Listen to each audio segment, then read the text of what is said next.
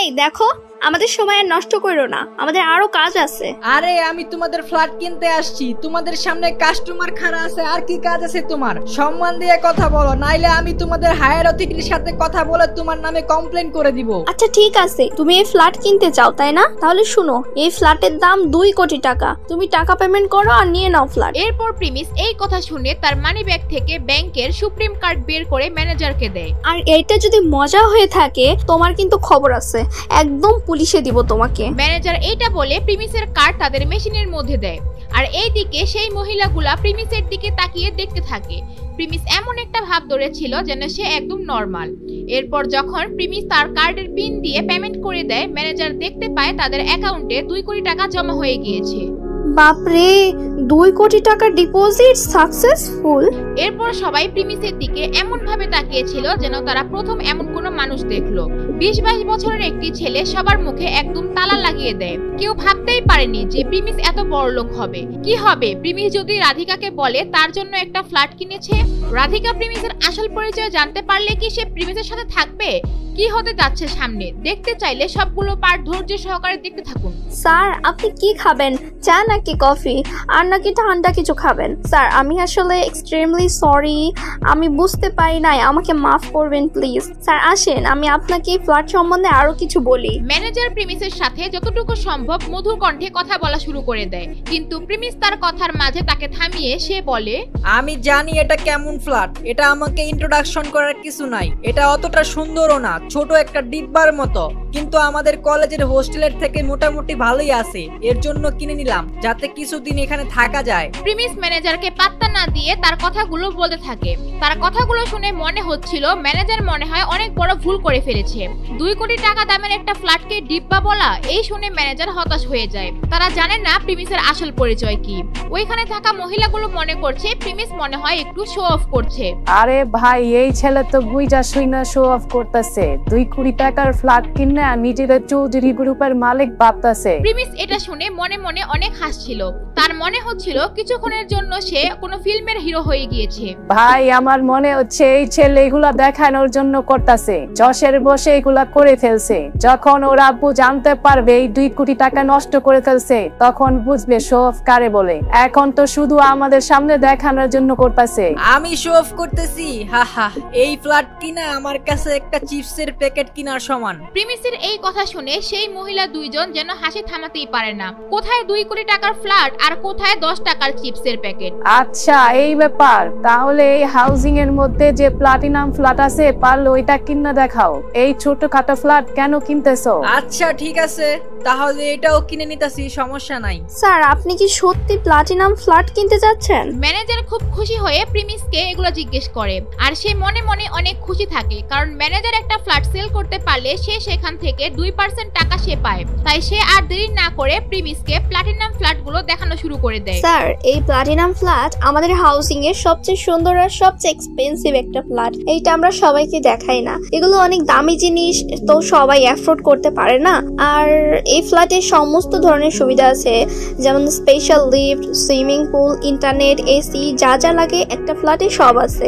Sir আপনি কি কিনবেন এটা? প্রিমিস দেখছিল মেয়েটি কত এক্সাইটেড ছিল একটি ফ্ল্যাট বিক্রি করার জন্য।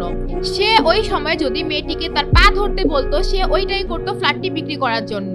আর এই ফ্ল্যাট বিক্রি করা এত সহজ না, এত দামি কাস্টমার খুব কম পাওয়া যায়। আর এই ফ্ল্যাটের দাম ছিল 15 কোটি টাকা। তোমার কি মনে হয় আমি এখানে মজা করতে বসে আছি? কত দাম এই ফ্ল্যাটের বলো? মাত্র 15 কোটি টাকা স্যার। আর যদি স্যার আপনি একসাথে পুরোটা পেমেন্ট করেন, আমি তাহলে আপনার জন্য 10% ডিসকাউন্ট করাইয়া দিব। প্রিমিস এটা শুনে তার ব্যাংক ব্যালেন্সের কথা ভাবছিল। তার যতটুকু ধারণা তার কাছে এখনো 490 কোটি টাকার মতো আছে। সে একটুখানি ভাবছিল। সবাই তার দিকে তাকিয়েছিল সে 13 কোটি টাকা দিয়ে এই ফ্ল্যাট কিনবে কিনা। সবাই অপেক্ষা করছিল প্রিমিস হ্যাঁ বলবে নাকি না বলবে। ঠিক সেই সময় প্রিমিস তার ফোন বের করে ঢাকা সিটি ব্যাংকে কল দেয়। হ্যালো ম্যানেজার স্যার, আমি আপনাকে একটা অ্যাকাউন্ট নাম্বার দিতেছি, এই অ্যাকাউন্ট নাম্বারে 13,50,00,000 টাকা ট্রান্সফার করে দিন। আর ট্রান্সফারের সময় ওটিপি আসলে আমি আপনাকে পাঠিয়ে দিব না, আপনি পেমেন্ট করে দিয়েন। 13,50,00,000 টাকা অনেক বড় অ্যামাউন্ট হওয়ার কারণে সুপ্রিম কার্ড দিয়ে পেমেন্ট করা যাবে না, তাই সে তার ঢাকা সিটি ব্যাংকের ম্যানেজারকে ফোন দেয় হাউজিং কোম্পানির নাম্বারে ট্রান্সফার করার জন্য। আর ম্যানেজার প্রিমিসের নাম্বার সেভ করে রেখেছিল, তাই সে তাকে চিনতে পারে।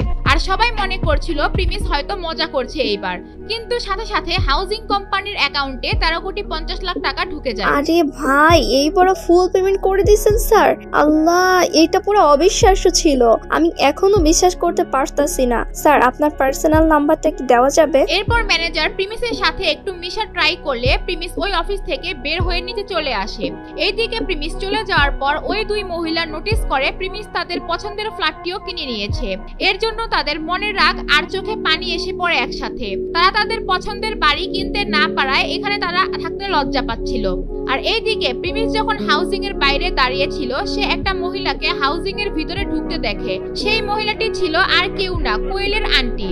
সে অফিসের ভিতর ঢুকে সেই মহিলা দুজনের সামনে যায় আর বলে, সো গাইস, এখন আমাদের ভিডিও শুরু হবে। এর আগে গাইস আপনাদেরকে দেখাবো কি আপনারা সেফলি টপ করবেন, আপনার আইডি কিভাবে সিকিউর থাকবে। এটার জন্য গাইস আপনারা কি করবেন, আপনারা ইউনিপিন অ্যাকাউন্ট খুলে নেবেন, একটা রেজিস্টার করে নেবেন। এই ইউনিপিন অ্যাকাউন্ট রেজিস্টার করার পর গাইস আপনারা এই ওয়েবসাইটের মধ্যে কিন্তু আপনারা বিকাশের মাধ্যমে ইউনিপিন ভাউচার কিনতে পারবেন।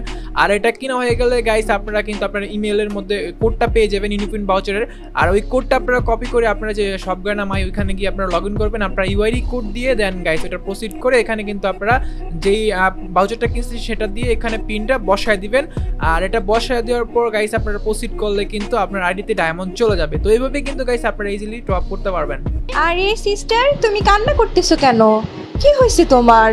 আমাকে খুইলা বলো। ওই মহিলা কোয়েলের আন্টিকে এইগুলো সব বলতে পারবে না যে তার হাজবেন্ড তাকে ফ্ল্যাট কিনে দিতে পারেনি, এমনকি ছোট্ট একটা ছেলের কাছে এইভাবে অপমানিত হয়েছে। আরে কিছু না, আমার চোখের মধ্যে একটু ময়লা ঢুকছিল তো এর জন্য এমন হইতাছে। আচ্ছা সিস্টার, তুমি আর তোমার হাজবেন্ড এইখান থেকে ফ্ল্যাট কিনতে যাইছিলা তাই না? কিন্তু এখানে ফ্ল্যাট কিনা তো অনেক কঠিন ব্যাপার। ঢাকা শহরের বড় লোক প্রবাসীরা এখানে আইসা ফ্ল্যাট কিনে। হ্যাঁ জানি, এইখানকার ফ্ল্যাট গুলো অনেক সুন্দর আর অনেক দামি। আমরা একটা ফ্ল্যাট নিয়ে নিছি। মহিলা কোয়েলের আন্টিকে মিথ্যা কথা বলে এই দিক সেই দিক দেখতে থাকে। আর এইদিকে প্রিমিস ফ্ল্যাট কেনার পর সে ভাবে তার একটা গাড়ি কেনার দরকার।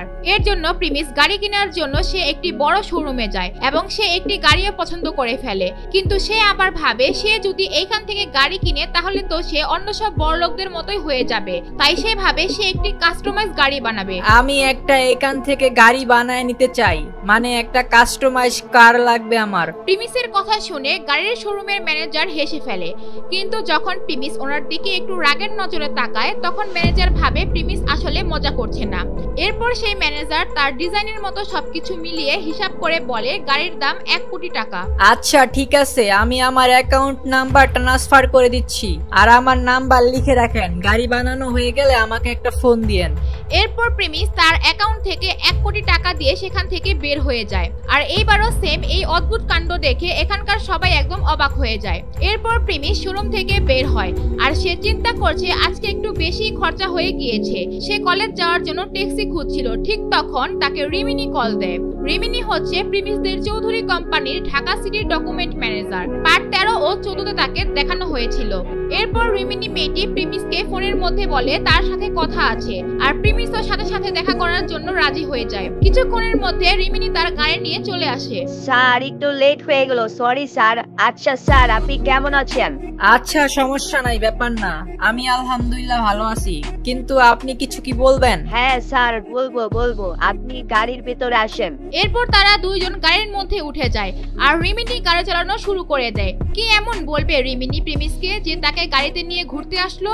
আর এইদিকে রাধিকার কি হবে যদি প্রিমিস রিমিনিকে নিয়ে ভাবতে শুরু করে? এগুলো জানতে চাইলে দিবস গেমিং এর ইউটিউব চ্যানেলটি সাবস্ক্রাইব করে নোটিফিকেশন বাটনটি বাজিয়ে রাখেন। আর যারা ফেসবুক পেজ থেকে দেখছেন তারা পেজটি ফলো করে ভিডিওটি শেয়ার করে দিন।